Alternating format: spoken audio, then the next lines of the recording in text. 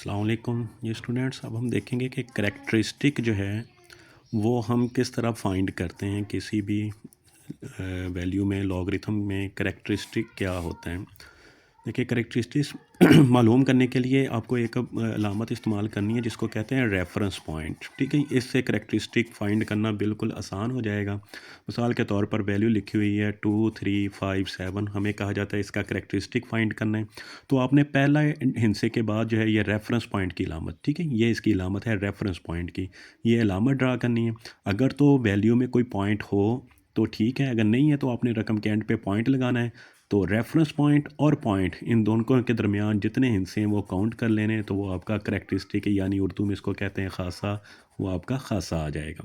ठीक है, reference point जो है वो आपने लगाना है पहले हिस्से के बाद, और पहला हिस्सा ज़ीरो नहीं होना चाहिए। 1 से लेकर 9 तक कोई भी इंटीग्रल होने चाहिए, इंटीजर्स होने चाहिए, ज़ीरो ना हो तो उसके बाद हमने रेफरेंस पॉइंट लगाना है। मिसाल के तौर पर अगर इस तरह आ जाता है 0.003, 4 और 5, अब आपने जो रेफरेंस पॉइंट लगाना है वो 3 के बाद लगाना है।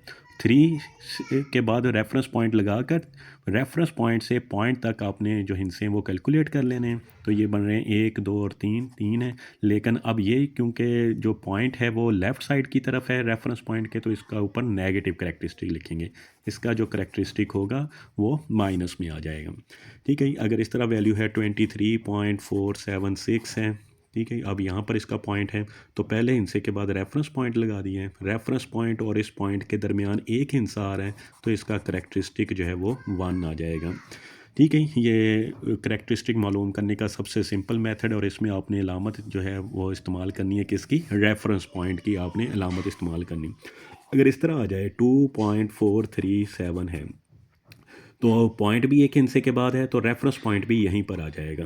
अगर पॉइंट और रेफरेंस पॉइंट इकट्ठे हो जाएं, यानी इनके दरमियान कोई हिस्सा नहीं है, कोई डिजिट नहीं है, तो इसका जो करैक्टरिस्टिक है वो इज़ इक्वल टू 0 आ जाएगा। Thank you.